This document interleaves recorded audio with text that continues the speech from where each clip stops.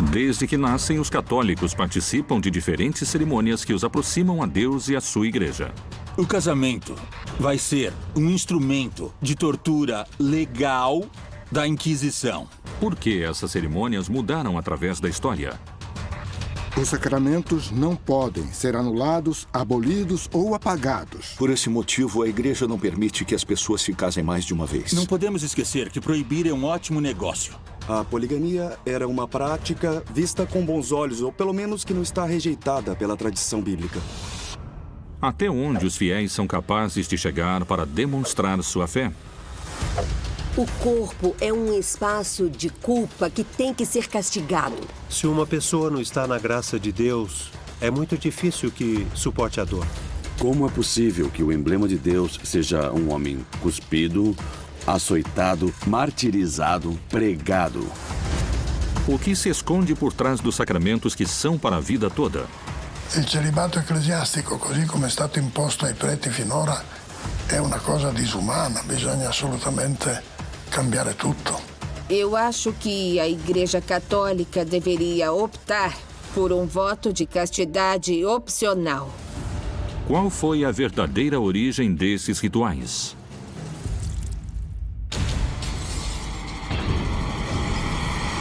A Igreja Oculta. Rituais que dominam.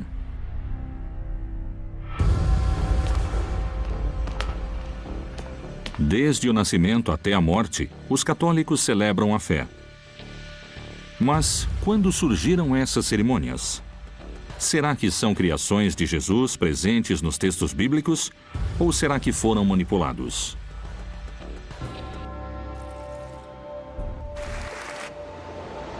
Os sacramentos, podemos dizer de maneira antropológica, são dispositivos rituais sociais que foram criados no interior da igreja para mostrar que não estamos sozinhos, que permitem que nos sintamos parte de uma comunidade. E por esse motivo, os sacramentos nos permitem viver em comunhão com diferentes momentos da vida de Cristo, com seu mesmo corpo e com sua mesma vida. Somente a Igreja Católica Apostólica Romana tem 7 sacramentos. E também tem a ideia daquilo que se chama de possibilidade de mediação entre o homem e Deus. Nos permite viver passagens ao longo da vida. O nascimento, onde temos o batismo. A incorporação à comunidade que temos com a crisma ou a confirmação. E também existe a mudança de estado quando alguém se casa ou se consagra à vida sacerdotal. Para isso existem o matrimônio ou a ordenação. E também a unção dos enfermos, porque a igreja e a religião também têm a ver com tentar dar uma resposta aos problemas do amor, da saúde, da doença e da morte. Para os católicos, o primeiro sacramento é o batismo. Uma cerimônia que marca o início da vida como filho de Deus.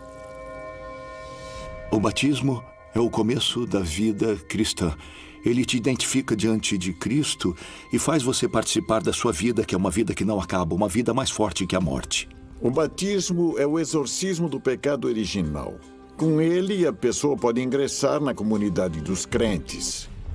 Segundo os textos bíblicos, João Batista pregava a chegada de Deus, submergindo as pessoas convertidas na fé nas águas do Rio Jordão. Nas origens, nós podemos encontrar o batismo de Jesus quando ele foi batizado por João Batista no Rio Jordão. Se originalmente as pessoas batizadas eram submergidas na água, por que esse ritual foi modificado pelo cristianismo? A água benta tem uma origem que é pagã. A religião pagã acreditava que tinha divindades dentro da água que limpavam os males. Por isso, o banho passou a fazer parte da higiene romana. O banho era parte da religiosidade. No cristianismo, se proibiu tomar banho.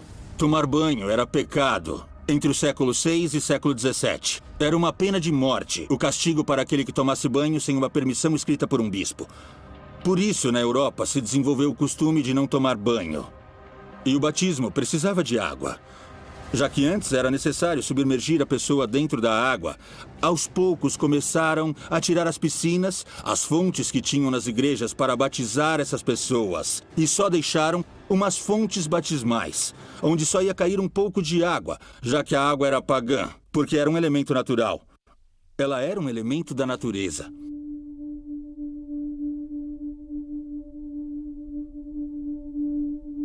Na antiguidade, o batismo era só para os adultos. Por que depois a igreja considerou que era importante integrar os recém-nascidos a esse ritual? As crianças foram integradas porque um dos efeitos do batismo é que se elimina o pecado original. E também porque, desse jeito, a criança estaria se integrando à igreja. Então, será que o batismo é uma ferramenta necessária? Será que garante aos fiéis uma vida sem pecados? O pecado foi um conceito central na fé de Israel. E, nesta perspectiva bíblica, o mundo que foi a obra de Deus era um mundo muito bom.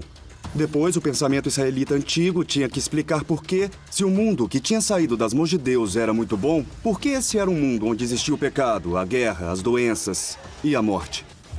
È questo che l'uomo è libero di scegliere tra il bene e il male.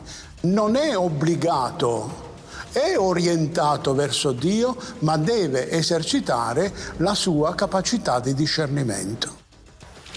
Essa liberdade de escolha não é uma liberdade livre ou muito livre. Definitivamente, quer dizer que essa liberdade é uma liberdade dada por Deus para manter a mensagem divina que estava nas tábuas da lei, que está nos 10 mandamentos, que está nos 7 pecados capitais e etc. Então não se deve infringir essa mensagem. Nós, os seres humanos, somos fracos e amamos pecar, amamos transgredir. Essas transgressões das leis divinas, em função da liberdade de escolha que Deus deu aos seres humanos, é o conceito de pecado. Os pecados capitais foram modificados ao longo da história. Quem determinou quando uma paixão humana se tornaria proibida? Por que muitos fiéis têm condutas extremas para se libertar do pecado e viver em comunhão com Deus? A gula e a luxúria vão ser a base de 2 pecados sobre os quais se constrói a primeira teologia sobre o pecado do cristianismo. Os primeiros teólogos do século II e século III falavam que, para que não existisse luxúria, devia-se manter o corpo com fome. Foi assim que se inventou o jejum cristão. Para evitar a luxúria, os primeiros cristãos acreditavam que tinham que flagelar o corpo. Acreditavam que deviam fazer o corpo sofrer, especialmente no natural, porque eles estavam convencidos, eles já tinham a ideia fixa de que o natural era demoníaco.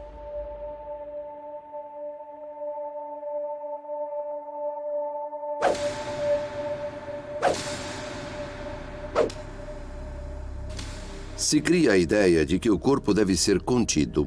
O corpo distrai você de suas prioridades. Você tem que controlar seu corpo.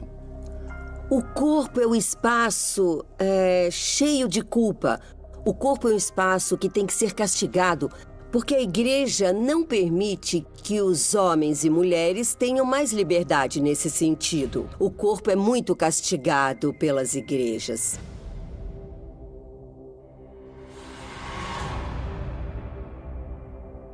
Até onde uma pessoa é capaz de chegar para alcançar o perdão por seus pecados? Qual é o limite do seu sacrifício?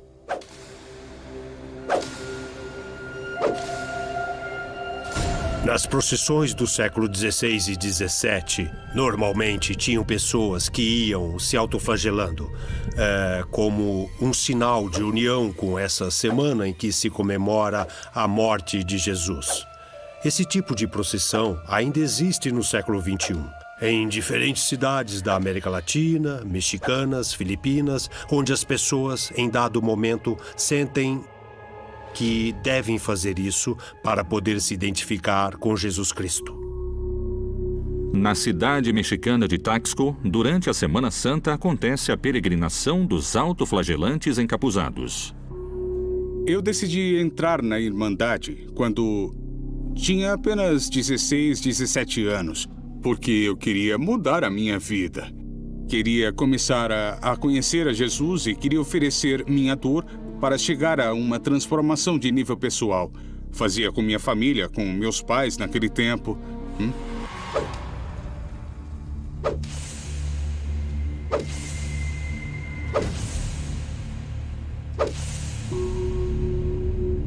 Eu cheguei a isso porque queria ajudar um companheiro, um amigo, e aos poucos comecei a entrar na comunidade. E quando fiz minha primeira penitência foi quando senti que esse era o dom que eu tinha me dado.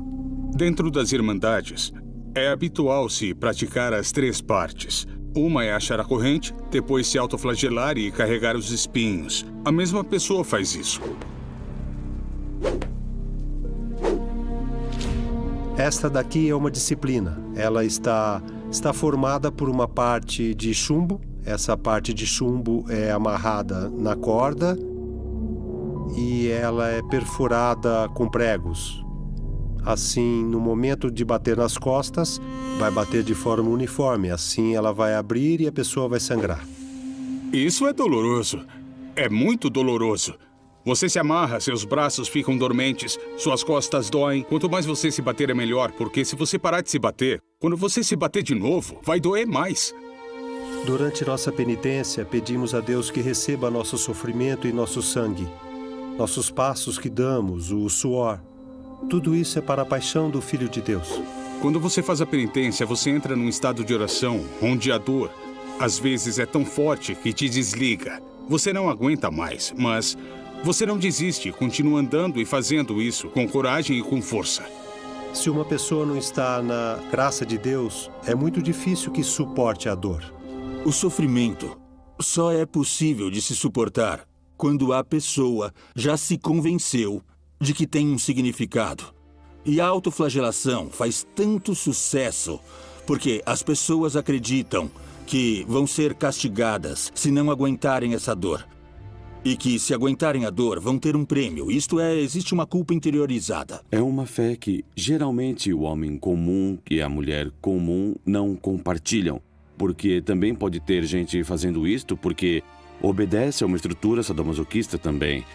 Tem pessoas que gostam do sofrimento. Um sacerdote que já morreu, ele falava pra gente, será que vocês são masoquistas? E isso te deixava pensando. Foi uma surpresa, mas depois eu pensei, e se for verdade? Não é natural aguentar a dor. O que é natural é procurar o prazer. Por isso, fizeram que algo que não era natural, como procurar a dor, fosse algo desejável. Por que essas imagens de sacrifício e sofrimento estão associadas ao amor de Deus e à graça divina?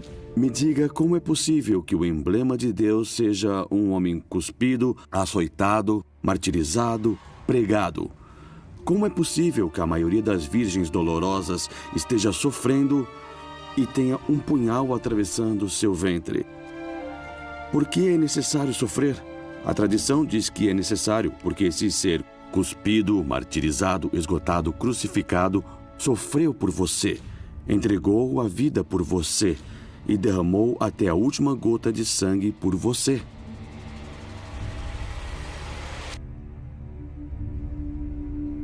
É algo que caracteriza, no caso do cristianismo, a noção do sacrifício. A Igreja apoia ou condena essas manifestações da fé?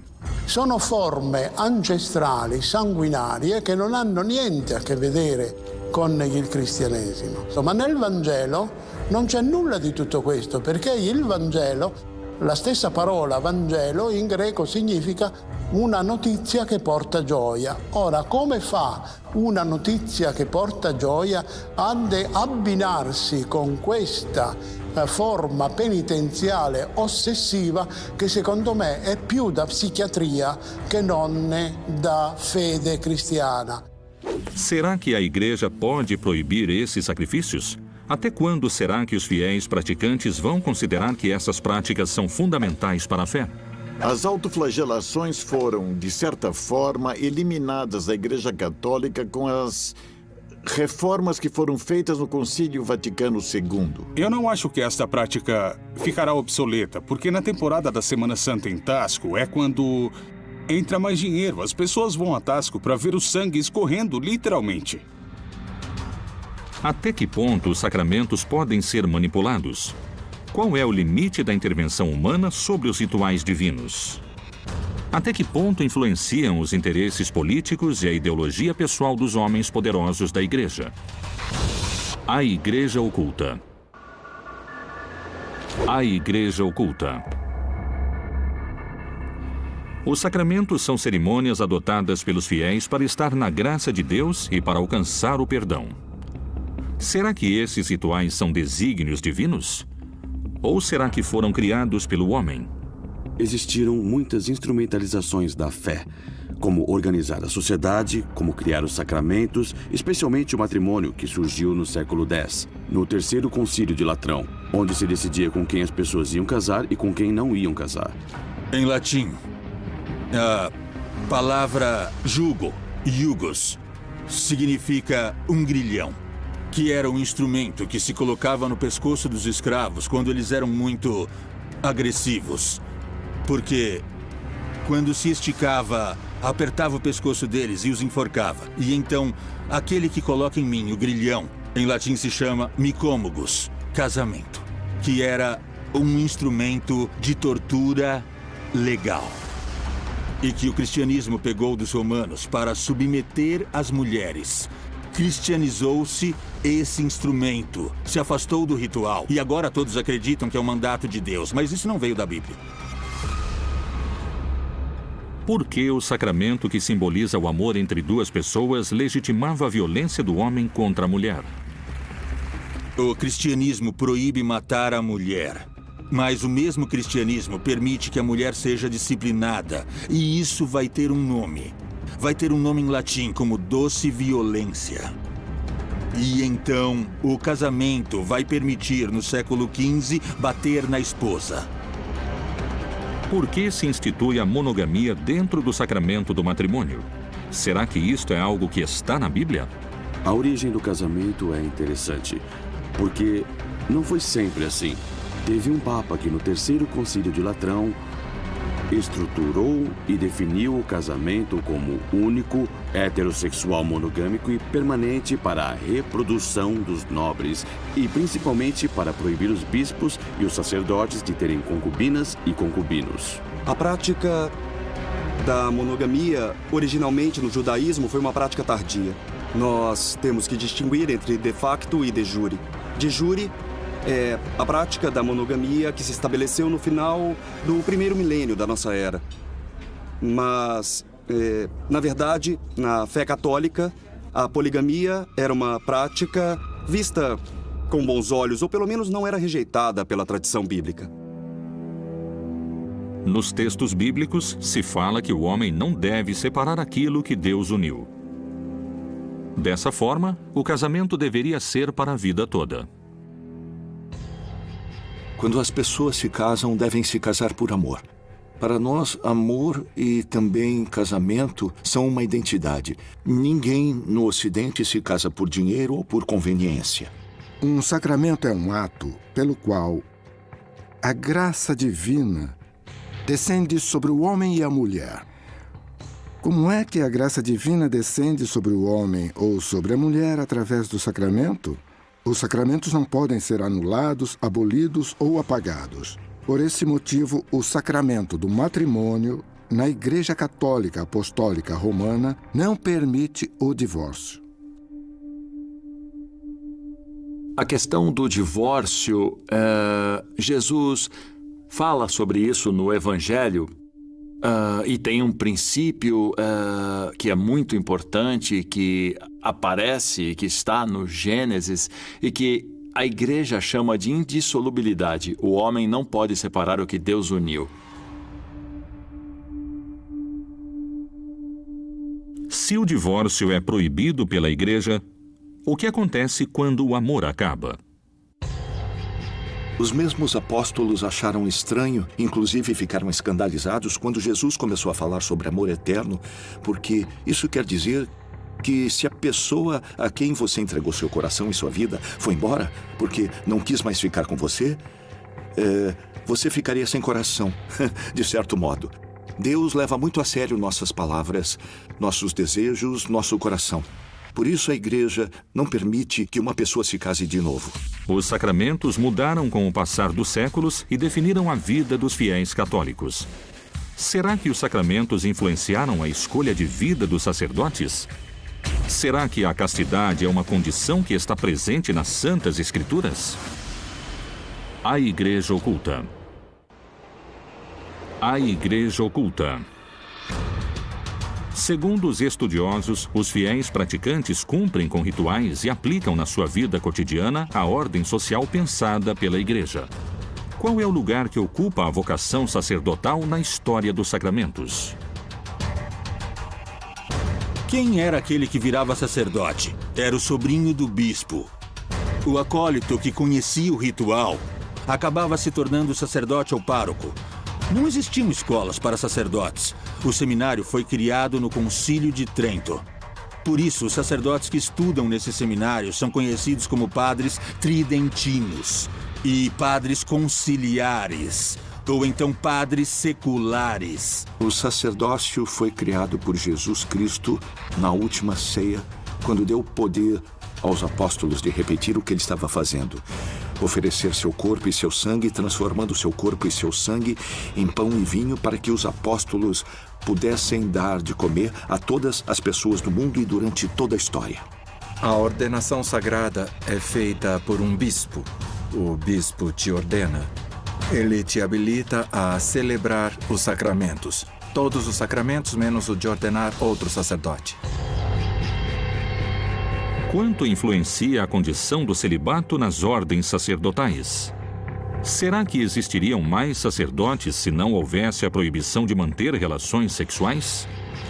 Na América Latina ainda há muita vocação sacerdotal. Na Ásia e na África há mais vocação ainda.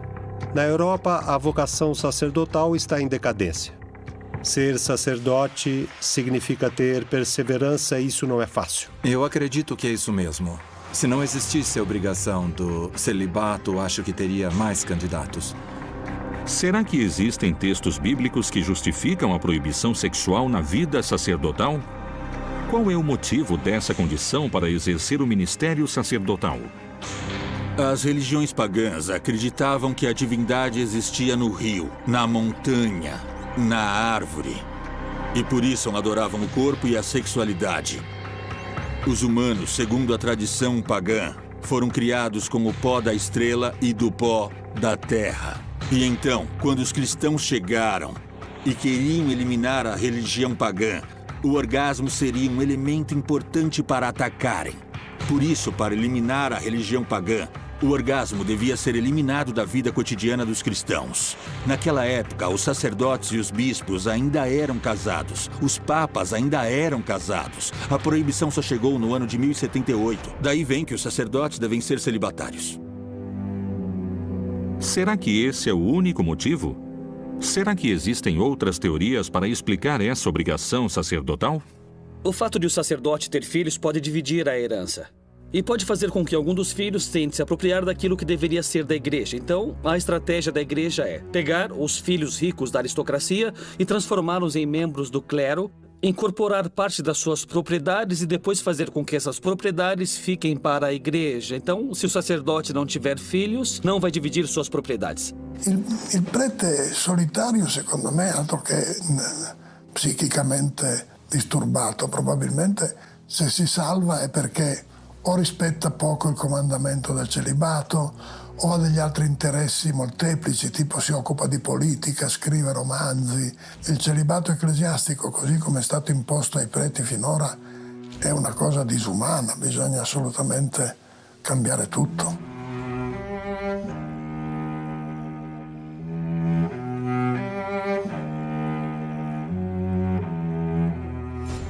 O celibato não tem um fundamento bíblico. Não há nenhuma passagem na Bíblia que fale que as pessoas têm que ser solteiras ou que têm que estar sozinhos ou sozinhas para poder realizar um trabalho dentro da igreja. Então é complicado dizer que somente as pessoas solteiras ou celibatárias podem servir na igreja. Não há um fundamento nesse sentido. Se não há um fundamento bíblico, por que a igreja o apoia e os sacerdotes o aceitam? O celibato, por mais tendências negativas que possam, e apesar do marketing contra, é uma capacitação, é uma graça que Deus nos deu, principalmente a nós, sacerdotes, para poder servir melhor a comunidade. Quando nós escolhemos a vocação sacerdotal, obviamente fazemos uma opção. Nós somos laicos, batizados, podemos casar, podemos nos consagrar na vida religiosa, na vida laical, ou podemos escolher o ministério. O ministério sacerdotal latino da Igreja Latina exige essa privação. Mas essa privação é para dar mais frutos, porque senão seria uma resignação. Com resignação não iríamos a lugar nenhum. O celibato não é uma imposição aos sacerdotes, não é uma surpresa que eles encontram no final do caminho. Não é uma surpresa para nenhum padre que quando ele chegar à ordenação não vai poder ter relações sexuais. Eles sabem disso perfeitamente durante todos os anos de preparação. Eu acho que a Igreja Católica deveria optar por um voto de castidade opcional. Isto é, quem puder viver o voto de castidade, que viva esse voto, e quem não puder viver esse voto, que possa tomar a decisão de se casar, ter filhos ou se quer ter relações com seu par. Qual é o posicionamento do Papa Francisco diante do casamento sacerdotal? Será que ele propõe mudanças definitivas no cerne eclesiástico? Será que os padres são os verdadeiros representantes de Deus na Terra? Quais são os fundamentos daqueles que asseguram que a missa se utiliza para doutrinar os fiéis? Será que a confissão é um instrumento de manipulação?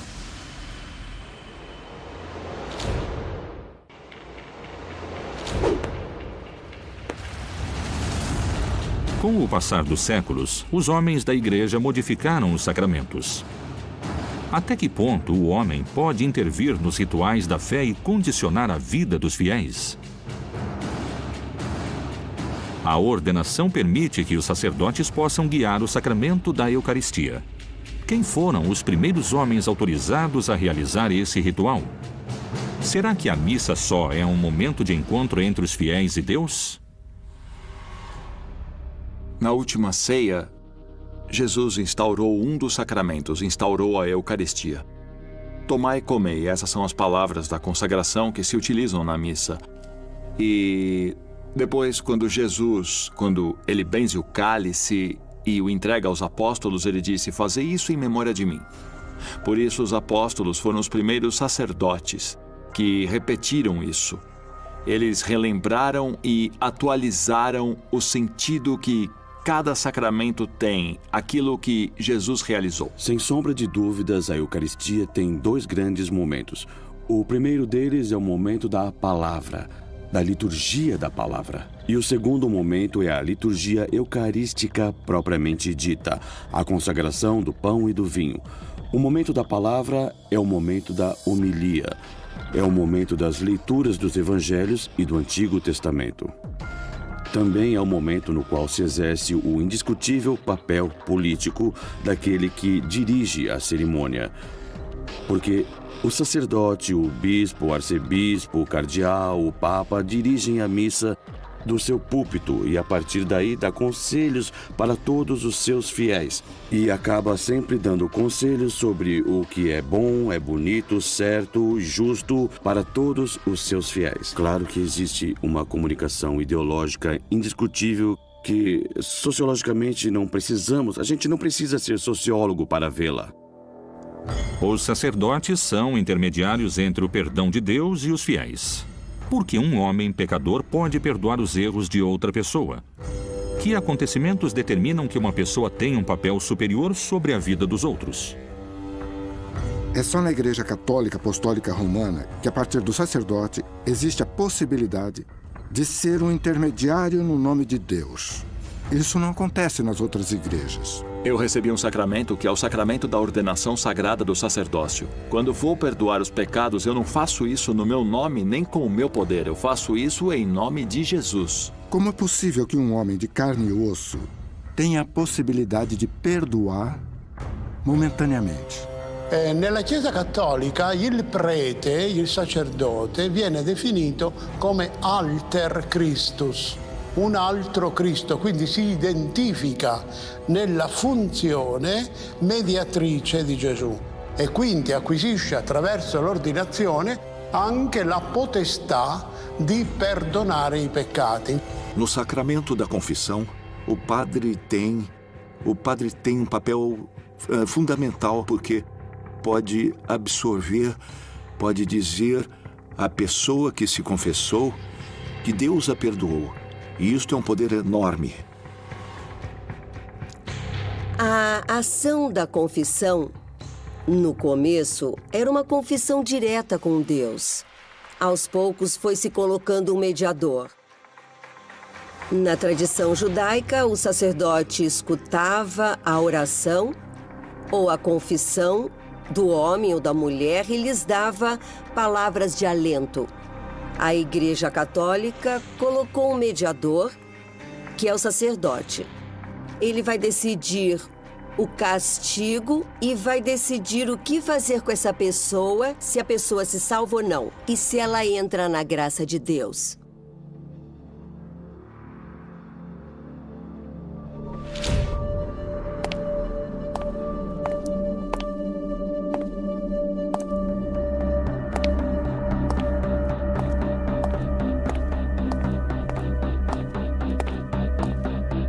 Quando a igreja surgiu, as pessoas só podiam se confessar uma vez na vida e tinha que ser público. Até o imperador devia fazer isso. Uma vez em Milão, o imperador pecou matando inocentes. São Ambrósio lhe pediu que confessasse seu pecado publicamente, que sua penitência também fosse pública. Mas ao longo dos séculos se percebeu cada vez mais que Deus queria que as pessoas pudessem se aproximar de uma forma mais comum, mais fácil. Foi assim que a confissão secreta surgiu. Eu lembro que tinha um sacerdote que falava: uma pessoa penitente, uma pessoa arrependida que se aproxima ao confessionário e se ajoelha, merece um respeito muito especial.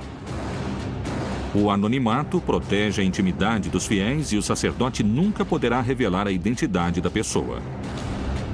Mas o que acontece se esses pecados colocarem em perigo o resto da sociedade? O sacerdote escuta. E mesmo se a pessoa tiver batido na mulher, roubado, estuprado ou assassinado, o sacerdote não pode contar isso para ninguém. E a pessoa sai absolvida por alguém que ela nem viu. Isto me parece um pouco injusto, porque é uma coisa tão grande. Mas essa é a parte linda. Às vezes é difícil de imaginar que Deus possa ser tão bom. E é tão lindo, mas é assim mesmo. Os pecados cometidos e confessados são perdoados, mas é necessário realizar alguma ação como penitência. Como esses castigos mudaram através do tempo? Qual é a medida justa do perdão? Em função da magnitude da agressão do pecado, o castigo vai ser determinado. E podia ser, na Idade Média, sair em peregrinação. Vamos lembrar que sair da França e ir a pé a Jerusalém não é como pegar um avião que se vai em horas. A penitência não era o que é hoje. A penitência era ficar 5 anos sem comer carne. 3 anos de autoflagelação, todas as manhãs. 7 anos de abstinência sexual. Eles só recebiam absolvição quando cumpriam sua penitência. Mas também era possível dar dinheiro à igreja para que Deus te perdoasse alguns anos de purgatório. Isso tinha o nome de indulgência. Não podemos esquecer que proibir é um ótimo negócio. Os sacramentos são misteriosos e milagrosos. O homem que absolve, o confessor sabe que ele é igual aos outros e, por esse motivo, ele entende e também sabe que Cristo se esforçou e que lhe deixou algo que lhe permite absolver. E isto é um ato de fé. Até que ponto a Igreja pode interferir nos rituais da fé? Quais modificações o Papa Francisco pretende fazer pelo bem da Igreja Católica e dos seus fiéis?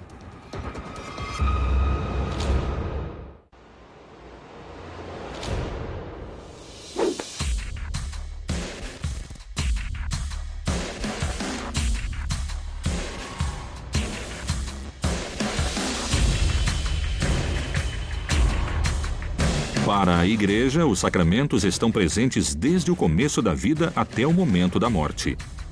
O crisma é um ritual pelo qual os cristãos reafirmam sua fé em Deus e na Igreja. O Papa Francisco, precisamente no dia 29 de janeiro de 2015, falou sobre a catequização da confirmação e falou sobre como a confirmação é o sacramento da unção. Ela é o sacramento da fortaleza e, por isso, está muito unida ao batismo.